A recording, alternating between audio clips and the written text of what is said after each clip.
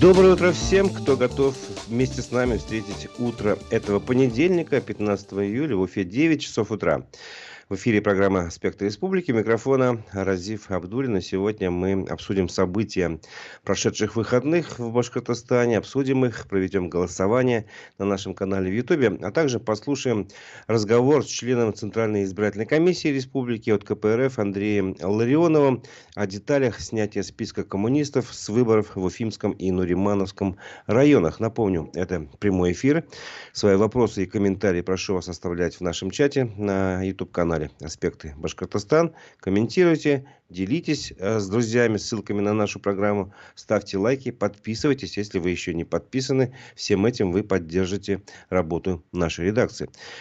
Подписывайтесь и на наш телеграм-канал «Аспекты Башкортостана». Будет более оперативная информация в течение дня. И если вам нравится то, как мы работаем, и вы хотите нас поддержать и дальше узнавать альтернативную официальную точку зрения на события, то используйте сервисы Boosty и Donation Alerts. Ссылки в описании. Мы будем вам очень благодарны. Итак, давайте начнем с обзора прессы. В Башкирском Заурале продолжается борьба с недобросовестными недропользователями. С таким заголовком вышел сюжет на БСТ телеканале. В нем говорится о том, что первый заместитель руководителя администрации главы республики по внутренней политике Азат Бадранов побывал в Хайбельском районе, побывал, собственно говоря, в Заурале и сделал там предупреждение руководителям горнорудных компаний Хайбулинского района. Их большегрузы разбивают дороги, а чтобы избежать ответственности, перевозчики снимают номера с машин аж на пунктах весового контроля. Ну, собственно говоря, там в этом сюжете рассказывается, что происходило на встрече с жителями, о чем говорили жители, просили там, чтобы не разбивали дороги, чтобы их наладили, чтобы мосты разрушенные, если они есть, тоже восстановили, чтобы больница появилась и многое такое, что, в принципе, наверное, актуально для каждого, для многих районов республики. Ну, я, честно говоря, искал хоть слово, хоть словечко в этом официальном репортаже про ситуацию с участниками так называемого баймакского дела. Думал, может, хоть что-то скажут, пусть хоть намекнут, как этот самый первый заместитель руководителя администрации главы по внутренней политике Азат Бадранов к этому относится вообще. Может быть, каким-то образом он встречался с родственниками. По крайней мере, об этом заявляли сами активисты, что они говорили, что Азат Бадранов выехал в Заурале, и он хочет встречаться именно и с родственниками участников баймакского дела в том числе. Когда я узнал, что Азат Бадранов поехал в Зауралье, я написал ему ВКонтакте в личном сообщении, попросил хотя бы рассказать о целях визита, но ответа не получил. Но вот ответы, конечно, пришли через официальные СМИ.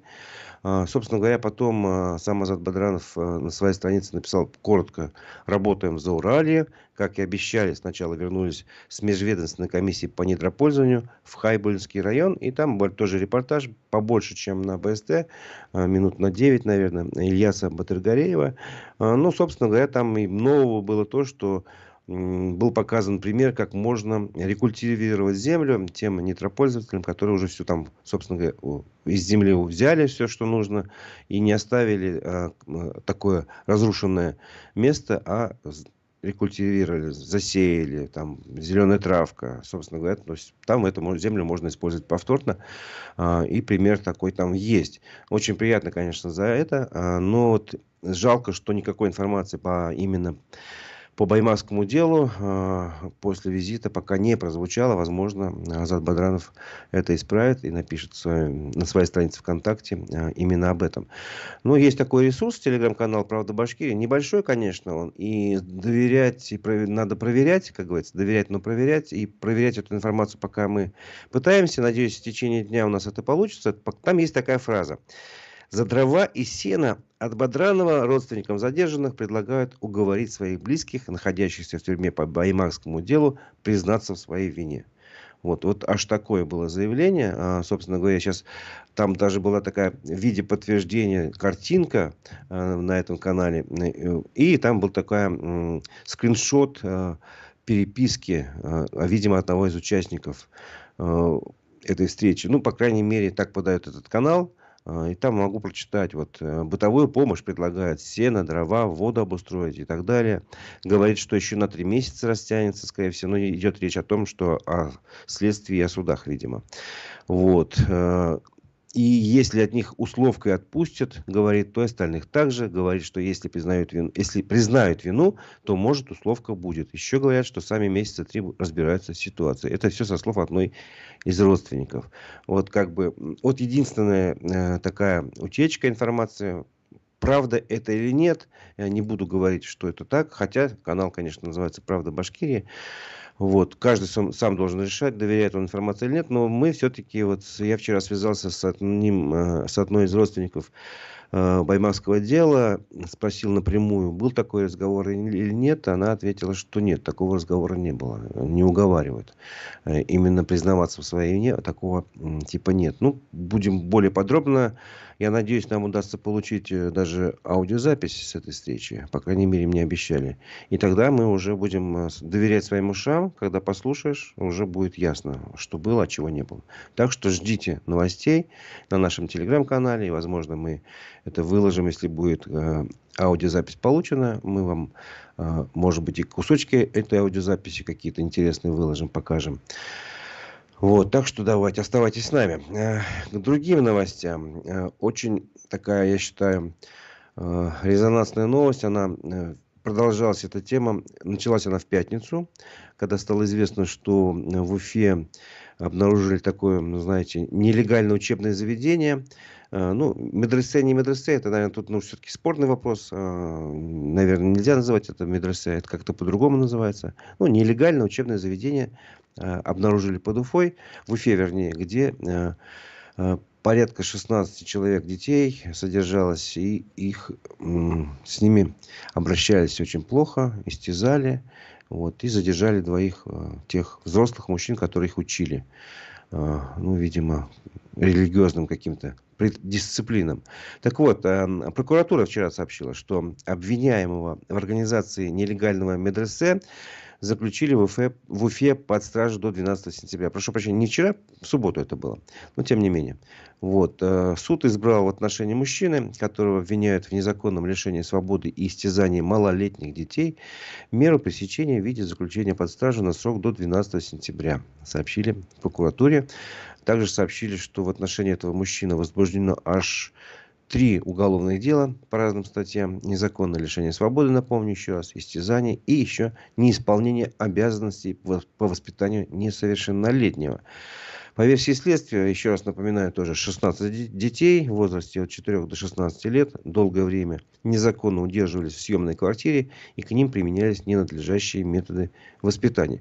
Но когда первые новости об этой истории поступали, там, если не ошибаюсь, первым сообщил телеграм-канал Мэш Баташ, они сообщали, что там к детям аж раскаленным железом делали клеймили их, короче говоря. То есть вот этот момент впоследствии коммерсант пытался выяснить. Информацию о том, что кожу детей прижигали каленым железом, источники коммерсанта опровергли.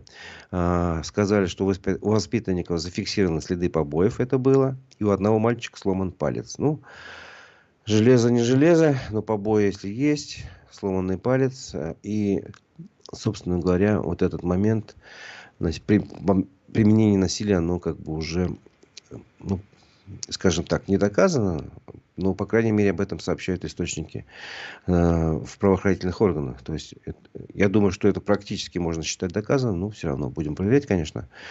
По данным РБК Уфа, фигурантом дела, которому предъявили вот эти обвинения и которого арестовали до 12 сентября, является Шамшот Каримов. Ну, имя, фамилия ничего не говорит, собственно говоря. Есть только предположение, что, скорее всего, он из Таджикистана. Единственное, что можно сказать. Вот. И напомню еще, что детей было 16. Их освободили. Получилось узнать об этом только случайно. Один из подростков забежал в магазин и обратился за помощью. Вот. Видимо, в связи с этим как раз усилились какие-то рейды, по крайней мере, силовиков. По крайней мере, об этом сообщил телеграм-канал «Однажды в Башкирии». В арт-квадрате искали участников этнических ОПГ. Ну, ОПГ — это организованная преступная группировка. И эта новость тоже вышла в воскресенье. Они говорили о том, что в субботу прошел рейд в уфимском культурном пространстве «Арт-квадрат». Правоохранители задержали нескольких человек. И, ну, собственно говоря, «Однажды в Башкирии» рассказал о том, кто создал, инвестировал в «Арт-квадрат». Но, я думаю, тут это к делу отношения не имеет. Ну и напомнили еще историю, что уфимский «Арт-квадрат» выгнал в свое время предпринимателя Танслупан Буракаеву из-за продажи открыток в поддержку задержанных по баймакскому делу. Она там арендовала помещение под свой магазин. Ну, это как бы к слову, все пересекается. Баймакское дело, вот это вот место, где проводили рейды, и, собственно говоря, возможная причина этих рейдов, и какая вот такой дикий случай, когда детей насильно удерживают, их воспитывают, видимо, по каким-то суровым методикам. И все это происходит в 21 веке. Еще, если говорить про эту историю, завершать, родители сначала, ну, они еще платили деньги за это, за это обучение в кавычках. Вот, и они сейчас вроде бы начали подавать заявления в правоохранительные органы, хотя какое-то время этого делать не хотели. Другая новость, которая активно обсуждалась в выходные, собственно говоря, она тоже началась в пятницу, но тем не менее, я ее тоже включил на наш обзор прессы. Есть такое агентство News, телеграм-канал, и вот они подробно эту тему разобрали. Называется она, озаглавили они ее так: «Кремлеботы начали убеждать россиян в пользу жизни без Ютуба». Вот, прямо так. Ну, кто заметил, кто не заметил, в пятницу, по крайней мере, было даже целое заявление Ростелекома о том, что возможны, значит, сбои в Ютубе. Вот. И сбои вызваны проблемами с оборудованием Гугла, находящимся в России. Об этом заявили в Ростелекоме. Предупредили, что скорость загрузки и качество воспроизведения роликов на Ютубе могут снизиться. Объяснили это все тем, что речь идет об оборудовании, которое применяется для кеширования и ускорения загрузки контента сервисов Google, системы Google Global Cache. Термины, которые сейчас я прочитал, возможно, многим там неинтересны, не важны, но суть примерно такая, что после специальной военной операции Google отказался обслуживать свое оборудование в России, и из-за этого, возможно, какие-то сервера там полетели, стали медленнее работать и прочее, прочее. Это я по-простому говорю, как я понял. Наверняка специалисты меня поправят. Вот. И, как пояснил РБК, один из участников рынка, общая политика Гугла сейчас работать с крупными российскими операторами за пределами страны. То есть, те, кто хотят поддерживать качество YouTube, должны сами об этом заботиться. Например, Ростелеком должен заказывать какие-то дополнительные каналы до Финляндии или Швеции, чтобы расширять подключение к Гуглу. Вот. А Ростелекому платить за это, как сказать, собственно говоря, вроде как не очень-то и хочется. Ну, примерно такая было объяснение среди специалистов и, собственно говоря, самого Ростелекома. А агентство News тоже опросило экспертов и выяснило, что компании по подготовке к возможному ограничению работы YouTube в России присоединились связанные с Кремлем боты в соцсети ВКонтакте. Вот, об этом агентство, которое является самим СМИ-иноагентом, сообщил проект «Ботнадзор». И по оценке проекта, значительная часть усилий ботов в пятницу и в субботу, в эти выходные, была направлена как раз на то, чтобы как можно шире распространить версию о том, что отсутствие полноценного доступа к YouTube принесет россиянам только пользу. Они приводят цифры, сколько комментариев оставили. Я думаю, это тоже детали. Ну, давайте к содержанию, собственно говоря, обратимся. Какие же аргументы вот у этих кремлеботов ВКонтакте есть? Значит, они подчеркивают положительное влияние ограничений YouTube. И вот примеры такие. Ну, как бы цитаты. «Я давно хотел заняться спортом, но всегда говорил, что нет времени. Теперь эта отговорка не сработает». То есть, вот нет времени на спорт, а есть на YouTube. Теперь, значит, будет лучше. Следующий аргумент. «Это значит, что я смогу начать учить новый язык», пишет другой. Пишут также, что есть другие площадки, которые не хуже, чем YouTube, или даже лучше. Тот же ВК-видео развивается в лучшую сторону, и там уж свободы слова побольше, пишет бот в одном из таких комментариев. И другой же комментарий. Как по мне, там уже давно нечего ловить. Все интересные шоу перешли на Рутуб или ВК-видео. Ну, вот такие аргументы. И, собственно говоря, вот об этом рассказывает агентство, новости. Мы же можем что добавить к этому? В этой же новости была интересная ссылка на мнение эксперта, специалиста по информационной безопасности, который сам провел измерения. И его измерения якобы показали, что замедление YouTube в России связано с намеренными действиями властей. Он выяснил, что провайдеры специально замедляют доступ к техническому домену google-video.com. При доступе через этот домен в сетях некоторых российских провайдеров скорость соединения составляет меньше 2% от обычной, выяснил эксперт. Вот как бы мнение эксперта. Это мнение, к сожалению, конечно, в официальных операторах не прокомментировали. Ну вот, есть и такое мнение. Но меня очень удивило, что скорость снижается аж в 50 раз. И в связи с этим я хотел бы сейчас спросить ваше мнение. Как вы считаете, кому можно доверять? Вот две версии, да, есть. Одна версия. Первая, что это оборудование не обслуживалось, и поэтому, соответственно, появились проблемы. Вторая версия, что это выгодно власти, они специально что-то там сделали, ограничивали доступ, замедляли доступ к домену Google Video. И есть, ну, возможно, и третья версия, что это и то, и другое совпадение, и все это вместе как бы служит замедлению YouTube. Поэтому давайте сейчас я так сформулирую вопрос. Замедление YouTube происходит из-за того, что... И дальше вы выбираете варианты. Первое, это выгодно власти. Второй вариант, это оборудование не обслуживали. Третий вариант, и то, и другое. Вот, собственно говоря, голосуйте. Ваше мнение нам очень важно. В конце программы мы подведем итоги голосования. А теперь к другим новостям. Премьер-министр России Мишустин наградил премьер-министра Башкирии, Башкортостана Назарова Андрея медалью Столыпина. Об этом сообщили многие СМИ, ну, в частности, РБК Уфа. Я на них ссылаюсь. Медаль Столыпина – это форма поощрения правительства России за заслуги в содействии проведению социально-экономической политики государства. Я читаю, за что дается медаль. Осуществлению эффективной деятельности государственных органов, развитию местного самоуправления, укреплению обороноспособности страны, обеспечению законности, прав и свобод граждан и так далее и тому подобное. Вот насчет обеспечения законности, прав и свобод граждан, мы, конечно, с вами почти каждый день об этом говорим, что многие конституционные права граждан не то что на уровне региона республики, но на уровне всей страны не соблюдаются. Ну, как бы поощряют те, кто поощряет. Поощряют, собственно говоря, своих. Главный по России в правительстве наградил главного по Башкирии медалью Столыпина. Столыпин известный тоже исторический деятель. Напомню также, что Андрей Назаров возглавляет правительство республики с сентября 2020 года. То есть прошло достаточно много времени. 4 года.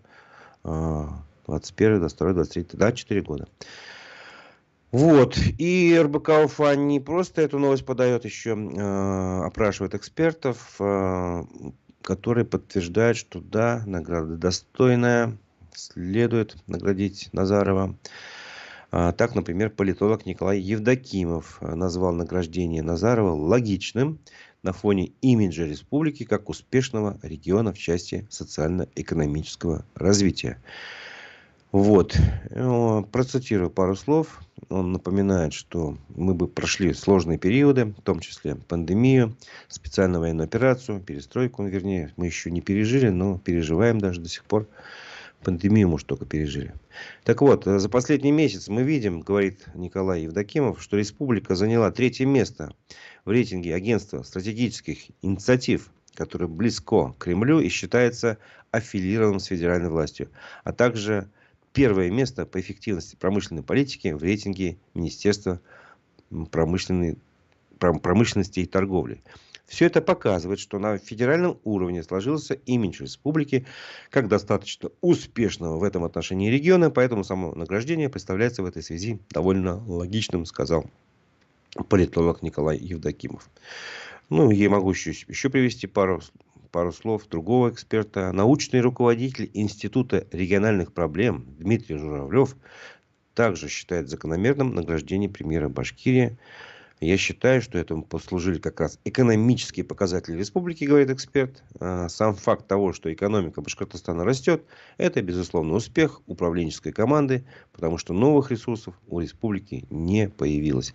Экономика региона растет за счет повышения эффективности управления. Ну, вот это такие мнения экспертов. Понятно, что других мнений быть не могло. К сожалению, я понимаю, в каких условиях работают коллеги.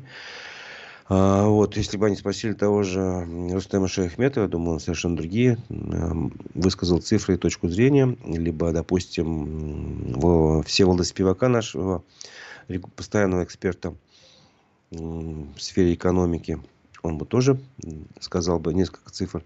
Но я сейчас, собственно, цифры тоже будут позже в обзоре прессы, они в выходные выходили. Но я сейчас про пару таких моментов расскажу, которые как бы иллюстрируют картинку изнутри вот этой нашей успешной социально-экономической жизни республики. Вот. Давайте начнем. Итак, активист, прошу прощения, Альберт Рахматуллин в своем телеграм-канале рассказал о ситуации, которую так озаглавил. Месяц без газа и горячей воды живут жители нескольких многоквартирных домов в Уфе из-за якобы аварийных дымоходов. Активист сообщает, что чиновникам плевать на проблему людей. 13 июня без предварительного предупреждения в 3 домах в Уфе отключили газ. Вот. Обследование дымоходов показало их аварийное состояние. Но вместо ремонта, за который жильцы ежемесячно платят по статье содержания, в ОЖХ Советского района людям просто отключили газ и вымогают деньги на ремонт дымоходов. Вымогают в кавычках, это цитата из как раз текста Альберта Рахматуллина. Так вот, так как в этих домах, квартирах АГВ, то вот уже месяц люди не могут ни помыться, ни даже приготовить пищу как следует. И на все письменные обращения жители получают отписки. По словам Альберта Рахматуллина, люди настроены решительно, готовы на следующей неделе, то есть вот на этой неделе, сами пойти в администрацию города, чтобы наконец-то добиться внимания городских властей. Вот такая власть у нас на местах, пишет Альберт Рахматуллин. И спрашивает, где депутаты, где Марыч, где Дегтев, почему они, как положено, не со своими избирателями, почему за все 30 дней с жителями до сих пор не встретились. Ну, вот это как бы утверждение Альберта Рахматуллина. Другая ситуация в Стерлитамаке уже, из Уфы. Давайте перенесемся в Стерлитамак. И там, значит, «Однажды в Башкирии» телеграм-канал рассказывает о ситуации с мусором. В Стерлитамаке в одностороннем порядке разорвали договора с населением по вывозу мусора из индивидуальных контейнеров в микрорайонах номер 5 и номер 8 Западного района. Вот это суть как бы новости. А дальше как бы детали. Местные жители предполагают, что это сделано в интересах регионального оператора Экосити, которому невыгодно обслуживать эти контейнеры. Взамен жителям предложили возить мусор за 800 метров от домов, хотя по санпинам должно быть не более 100 метров. И один из местных жителей рассказал, у всех жителей на руках есть договоры от 2019 года с указанием мест сбора ТКО, что изначально все делалось, исполнял региональный оператор. И вдруг в середине прошлого года, администрация Стерлитамака начала трубить, что вывоз мусора из индивидуальных контейнеров отменен в связи с мусорной реформой. В итоге в один день приехала машина регионального оператора и перевернула все баки. При встрече глава администрации честно признался, что это выгодно регоператору, и ничего вы, жители, с этим поделать не сможете. Потому что это в интересах больших людей. И вот это конец цитаты. В интересах больших людей можно действительно вынести в заголовок. Что за люди? Спросите вы. И спросили пользователи телеграм-канала «Однажды в Башкирии», который эту тему поднял. И они создали же аж большой такой пост в выходные «Вопрос-ответ», где как раз вот на этот ответ они и отвечают. На вопрос отвечают. Ну, их спросили, кто же все-таки бенефициар этого Экосити. И они отвечают. Зять премьер-министра Андрея Назарова Ильшат Нигматуллин аффилирован с нынешним учредителем Экосити Айратом Максадовым через регион Капитал, где они оба были в составе учредителей. И делают свой, как бы, такое примечание. Вы, конечно, понимаете, что сам взять не конечный выгодоприобретатель. Далее выводы делайте сами. Ну, тут намек такой достаточно тонкий, что вы сами продолжите, как бы, логику, кто там выгодоприобретатель, кому, кто из больших людей связан с этой ситуацией. Ну, вот это, как бы, такой вывод делает телеграм-канал «Однажды в Башкирии». Но интересно все-таки, что задали вопрос и про сам телеграм-канал в этой рубрике. Кому принадлежит ваш телеграм-канал, спросили у «Однажды в Башкирии». И там ответили, такой достаточно развернутый ответ был. Я сейчас, наверное, тоже его прочитаю полностью, чтобы не было никаких разночтений. Итак, изначально телеграм-канал «Однажды в Башкирии» назывался «Большой Хапок» и был создан для продвижения расследований, которые проводили журналисты Пруфы.рф. Как сообщила издатель Пруфов Рауфа Рахимова, сейчас редакция медиаплатформы намерена сосредоточиться на развитии собственных телеграм-каналов, которые называются Пруфы и Пруфы.лайт. В связи с этим телеграм-канал «Однажды в Башкирии» решили передать независимым сторонним авторам. Так что с недавнего времени телеграм-канал «Однажды в Башкирии» работает как самостоятельный проект и не имеет отношения к Pruфы.рф. Большое спасибо, во-первых, за такое разъяснение, потому что действительно важно знать, кто готовит контент. И раньше, когда был Хапок, назывался канал, потом переименовали в «Однажды в Башкирии», все равно там в доменном имени сидело слово «пруф», и я, когда цитировал телеграм-канал, ну, часто называл его по-другому. Просто говорил, что пруфы сообщили. Теперь надо быть более точным и говорить, что именно конкретно телеграм-канал «Однажды в Башкирии» сообщает. То есть он уже не имеет отношения к пруфам. Вот это важно понимать. Ну, давайте продолжим наш разговор о нашем успешном регионе по социально-экономическому развитию. Новости, которые выходили в эти выходные, я как бы специально не подбирал, но они просто так легли, и такой пазл сложился, знаете, чтобы, ну, видимо, подчеркнуть или оттенить вот эту награду Андрея Назарова. Башкирия в топе по жалобам в Следственный комитет, об этом сообщает МКСЭД. Глава Следственного комитета России Александр Бастрыкин заявил, что Башкирия входит в число регионов с наибольшим количеством жалоб, поступающих в ведомство. И было совещание с руководителями региональных следственных управлений, на котором как раз Бастрыкин отметил, что вот Башкортостан в числе лидеров наряду с Краснодарским краем, Ленинградской, Московской областью и Москвой. Вот. И он подчеркнул важность выстраивания диалога с населением, поскольку граждане нередко обращаются к председателю Следственного комитета России, к Бастрыкину, не найдя поддержки на региональном уровне. Вот как бы такая новость, сухая, мало о чем говорящая, с одной стороны, с другой. Цифры и факты есть как бы налицо. Если больше всего жалуются с региона до Бастрыкина, значит, что-то на месте не в порядке. Ну, как бы, если по-простому так объяснить эту ситуацию и, собственно говоря, логику самого Бастрыкина, как он объясняет, я с ним вполне согласен, да. Люди бы не стали жаловаться наверх, если бы их проблемы решались здесь, на месте. Я вот так полагаю. А теперь к цифрам, к которым я обещал перейти, а которые тоже в выходные прозвучали. Например, Рустем Шаяхметов в своем телеграм-канале «Экономист» рассказал о том, что в консолидированный бюджет республики поступило 116 миллиардов и 880 миллионов рублей налоговых и неналоговых платежей по данным Федерального казначейства на 10 июля. Много это или мало? Давайте посмотрим. Это 5-е место в ПФО по доходам. И в расчете на одного жителя это последнее место в ПФО. 14 место. В прошлом году Башкортостан был повыше. Он был на 4-м месте вот, в это же время. И на 11-м месте на одного жителя. То есть мы свои позиции за год ухудшили по доходам на душу населения. И целиком как бы по объему тоже ухудшили. Кто же улучшил? Улучшили у нас Удмуртия. Они подняли свои доходы на 28,2%. Оренбургская область и Татарстан. Вот тройка лидеров. У Татарстана 20,1% рост составил доход. В Башкирии рост бюджетных доходов составил 3%. И по темпам этого роста республика, опять же, на последнем месте ПФО. Вот цифры, которые говорят сами за себя. Я думаю, их даже нет необходимости комментировать. Другой экономист Рустем Ахунов ведет свой телеграм-канал, называется он «Экономика от Ахунова Рустема». И он привел цифры по демографии за 5 месяцев этого года. Цифры тоже достаточно такие, если не вдуматься, просто цифры. А если вдуматься, то они достаточно, ну, скажем так, печальные. Итак, родилось у нас за 5 месяцев 13 789 человек, что меньше на 859 к предыдущему такому же периоду прошлого года.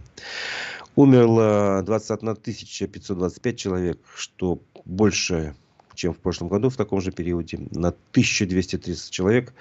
А вообще, естественно, убыль достигла цифры 7736 человек. То есть у нас за 5 месяцев население в Башкирии стало меньше на 7736 человек. При этом умерла цифра 21 тысяча с лишним, а родилось 13 тысяч с лишним. То есть, если отнести в процентах, то число умерших к числу родившихся составило 156%. То есть умерло в 1,5 раза больше, чем родилось. Вот это, я считаю, печальной цифрой. Вот. Для примера приводятся цифры, где самые низкие значения числа умерших к числу родившихся. Это, например, в Чеченской Республике 22%. То есть родилось в 5 раз больше. Перевожу с таких процентных цифр на более простой доступный язык. Самые высокие значения в Смоленской области аж 292% умерших к числу родившихся. То есть там умерло в 3 раза больше, чем родилось. Вот. Печальные цифры. Данные Росстата, напоминаю. Телеграм-канал «Экономика» от Ахунова Рустема. Ну и к экономике, если мы продолжаем разговор, новость, которая в субботу удивила, ну, собственно говоря, наверное, уже не удивляет, но тем не менее она появилась с такой регулярностью, появляется эта новость, что уже, наверное, уже не удивляет. В Башкирии в 6-й раз с начала лета выросли цены на бензин. Об этом сообщили многие СМИ, в том числе УФА-1 сообщила. И они вспомнили, сколько стоил бензин в начале лета и сколько теперь стоит. Вот если 92-й АИ стоил в начале лета 49 рублей 90 копеек, то сейчас он стоит 51 рубль, соответственно, вырос на рубль и 10 копеек. Ну и многие другие остальные топлива. Например, дизельное топливо выросло в цене на 95 копеек, а АИ-100 вырос в цене на 2 рубля 60 копеек. С начала лета. И напоминаю, что ценники меняются чуть ли не каждую неделю. А был момент, когда меняли ценники дважды в неделю. Был такой случай. Это я помню. Вот. О чем это говорит, на мой взгляд? Ну, не знаю. Я могу запустить опрос в следующий раз, когда будет такая новость. Как вы думаете, это объективные причины или это некие последствия монополизма? Ну, на мой взгляд, все-таки это последствия монополизма. Напоминаю, что на нашем канале идет другой опрос сейчас. Я спрашиваю вас, замедление Ютуба, с чем вы связываете? Это из-за действий властей, это выгодно власти. Второе, это естественный процесс, то есть сервера постарели, их никто не обслуживает, поэтому. И третий вариант, совмещается и то, и другое. Вот как лично вы думаете. Скоро мы подведем итоги голосования. Вот. И я хочу сейчас еще, пока мы не перешли к другим новостям, вернуться к местной повестке. Я обещал вам, что будет мини-интервью такое с членом Центральной избирательной комиссии от КПРФ с правом совещательного голоса Андреем Ларионовым. Давайте напомню сначала короткую предысторию, почему вообще интервью решили взять. Дело в том, что в 2 районах республики, в Уфимском и Нуримановском, списки кандидатов от КПРФ были, как бы скажем так, не приняты, не заверены, не зарегистрированы. И то есть теперь у избирателей вот этих 2 районов не будет возможности голосовать за кандидата коммуниста. Не будет просто коммуниста в списке. Ну, по крайней мере, по данным на сегодняшний момент. Вот. Мы решили узнать, а в чем причина-то? Что случилось? Все-таки член Центральной избирательной комиссии знает гораздо больше. И вот Андрей Ларионов согласился на интервью. Давайте послушаем, что же получилось. Как вы считаете, почему в Уфимском районе, по-моему, в Нуримановском тоже списки кандидатов от КПРФ не регистрируются? Я мотивов комиссии не знаю. Решение, которое они вынесли, мы считаем незаконным. Скорее всего, предполагаем, что персональный состав выдвинутых кандидатов в какой-то степени, возможно, кого-то мог испугать. Потому что кандидаты, которые были выдвинуты, они все очень сильные, не раз участвовали в избирательных кампаниях, умеют работать с избирателями, грамотно представлять позицию партии. Возможно, что просто испугались. Возможно, какие-то иные мотивы. Мы можем только констатировать, что вынесли решение не заверить списки наши в Уфимском и Нуримановском районе, и что эти два решения, они незаконные. А почему? Можете объяснить, почему вы так считаете? Закон трактует следующим образом. Есть три отдельные процедуры. Первая – это регистрация уполномоченного партии, который, в свою очередь, может подать список кандидатов, которые выдвигает партия на одномандатные округа. Есть порядок регистрации уполномоченного, есть порядок заверения списка. И есть порядок регистрации кандидата. В решении, которое было от 8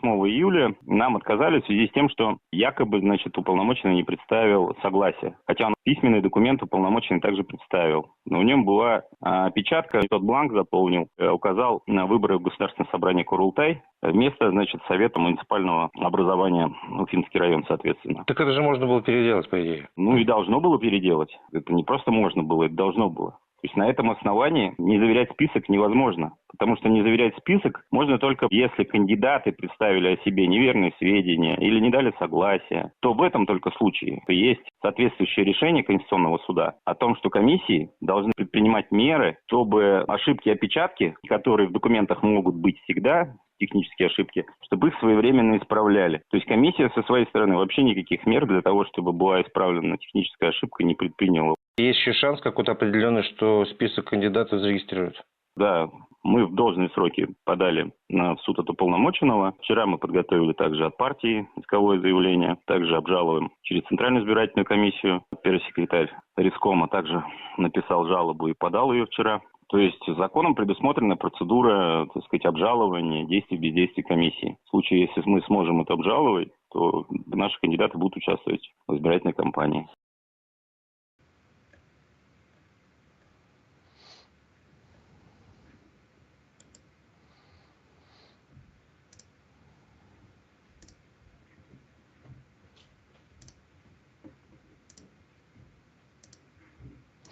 Итак, напомню, что это был разговор с Андреем Ларионовым, членом Центральной избирательной комиссии республики с правом совещательного голоса. И напомню еще раз, повторюсь, что сегодня будет заседание суда, на котором будет рассматриваться одна из жалоб, как раз видимо, самого уполномоченного этой партии по Уфимскому району, который допустил ошибку, когда предоставлял свои документы.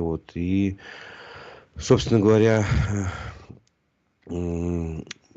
из-за этого, из-за этой опечатки, из-за этой ошибки целых, если не ошибаюсь, 19 человек там по каждому округу в Уфимском районе коммунистов не имеют возможности попасть в бюллетени. И, собственно говоря, нарушается право и партии, на мой взгляд, на выдвижение на местных выборах, и избиратели, собственно говоря, которых имеют левые взгляды, коммунистические взгляды и так далее, и хотят поддержать именно коммунистов. Будем следить за этой ситуацией. Продолжим. Напомню, что идет опрос на нашем YouTube-канале «Аспекты Башкортостан». Я прошу вас ответить на вопрос. Замедление YouTube произошло из-за того, что, и выбирайте вариант ответа, из-за того, что это выгодно власти, из-за того, что не обслуживали оборудование, или и то, и другое. Скоро мы подведем итоги голосования. Читаю сейчас комментарий одного из наших зрителей. Вы можете прояснить ситуацию, произошедшую в Башкирии. Ролик называется «Военная полиция пришла за СВОшником». Честно говоря, я этот ролик в выходные не успел посмотреть, поэтому прояснить не могу. Но обязательно посмотрим и постараемся ее прояснить. Следите за нашим телеграм-каналом. Я думаю, так будет правильно ответить на этот вопрос. Продолжим. Я видел этот ролик, что он появился. Там, причем, странно то, что называется он немножко неправильно. Там опечатка в названии. Военная олиция там аж написано было. Не полиция, а олиция. Бывает. Опечатки бывают не только в бюллетенях. Вернее, не в бюллетенях, в документах избирательных. Но и в Ютубе тоже бывает. Продолжим обзор новостей. Наверное, сейчас к новостям спорта. Благо, их было достаточно много вчера. По крайней мере, про футбольный клуб Уфа были интересные новости. Итак, уфимские аргументы и факты выпустили статью с заголовком «Сколько стоит ФК Уфа и кто в нынешней команде самый дорогой футболист. Вот вы знаете, нет, сколько стоит футбольный клуб Уфа? И кто самый дорогой? Вот давайте разберемся. Ну, выпустили заметку журналисты не случайно. Дело в том, что именно сегодня, в понедельник, Уфа стартует в сезоне первенства футбольной национальной лиги. Ну, или первой лиги ее называют еще. И вот по данным, значит, портала Transfermarkt, который приводит аргументы и факты Уфа, общая трансферная стоимость уфимского клуба составляет 3,9 миллиона евро. Ну, почти 4 миллиона, скажем так, евро стоит уфимский клуб Уфа. Если считать не здание, сооружение и так далее, прочее, а именно стоимость игроков, подчеркну, это важно. Это только 15-я позиция. ФНЛ, самая большая общая стоимость игроков у Сочи, почти 21 миллион евро. Получается, посчитайте, 21 разделить на 4, больше, чем в 5 раз. В тройку также входит Урал, Екатеринбургский, у них стоимость игроков 16,9 миллиона евро. И Балтика, Калининград, почти 12 миллионов. Это в большой мере связано с наличием легионеров в этих командах. Соответственно, в Сочи 9 таких иностранных футболистов, в Урале 10, в Балтике 7, а в Уфе всего 2 иностранца. Вот. Самым ценным игроком в Уфе сейчас является из состава действующего вратарь Олег Баклов. Он по данным Transfermarkt стоит 350 тысяч евро. Но поймите правильно, это не рабовладение. Человек не может сам по себе просто вот как бы стоить, вот именно это не рабство, это такая практика в спортивном мире, что стоимость игрока оценивается. То есть при переходе из одного клуба в другой, сколько за него могут заплатить. Вот один клуб другому. Так вот, за Олега Баклова могут заплатить 350 тысяч евро. По 300 тысяч евро могут заплатить сразу за 3 игроков Уфы. Защитников Виктора Гараева, Александра Теняева и левого полузащитника Романа Пасевича. Интересно, что воспитанник уфимского футбола, любимец уфимской публики Мигран Агиян на 7-м месте по стоимости. У него его стоимость составляет 225 тысяч. Самым дешевым является, если так можно выразиться, 18-летний защитник Виталий Трофимов, цена на которого вообще отсутствует на рынке. А за уфимского воспитанника Александра Лукаянова дают 10 тысяч евро. Вот такие, собственно говоря, данные привели в аргументах и фактах Уфы. Можете еще прочитать эту статью. Напомню заголовок, сколько стоит Уфа и кто в нынешней команде самый дорогой как футболист. Но это еще не все. Самый интересный факт приберегу напоследок из этой же статьи, что трансферная стоимость самого успешного на сегодня уроженца Уфы Игоря Дивеева в московском ЦСКА, который играет, составляет 6 миллионов евро. Представляете? То есть он в 1,5 раза дороже всей нынешней Уфы. Вот, как сказать, превратности футбольной судьбы. В свое время, напомню, Игоря Дивеева мало выпускали на поле, когда он играл при... Так, кто же тогда возглавлял-то клуб? Ну, не буду сейчас врать. При тренере, который в тот момент возглавлял клуб. Потом Дивеева, получается, отправили в ЦСКА. И он там развернулся, показал себя во всей красе. Попал в основной состав клуба московского. Попал в состав сборной России. Собственно говоря, мы все им гордимся. И вот его стоимость... 1,5 раза больше, чем стоимость всей Уфы сегодня. Это меня, честно говоря, поражает. Этот факт сам по себе достоин отдельного, не знаю, обсуждения, что ли.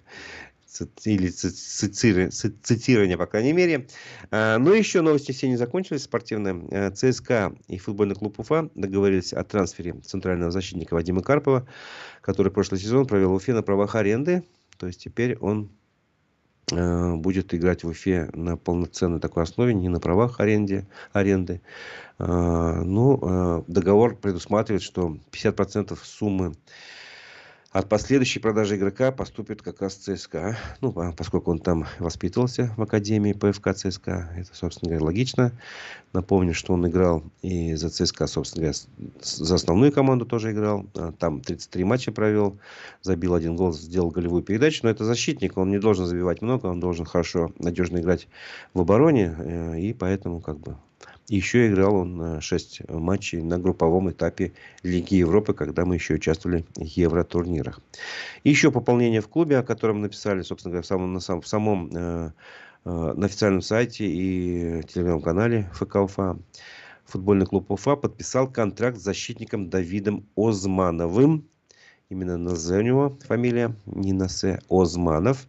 Давид выступал за молодежные составы «Сокола» и «Мордовии», а на профессиональном уровне играл за СКА Хабаровск, Саранск и Саратовский «Сокол». Вот.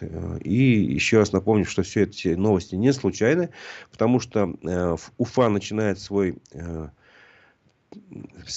поход, скажем так, в первой лиге ФНЛ сегодня. Первый тур завершается как раз игрой с Аланией Уфы. И этот матч будет транслироваться. Прямая трансляция будет идти на Матч ТВ. Начнется трансляция в 21:30 уфимского времени. 9:30 вечера, вполне удобное время. Можно посмотреть, 2 часа потратить.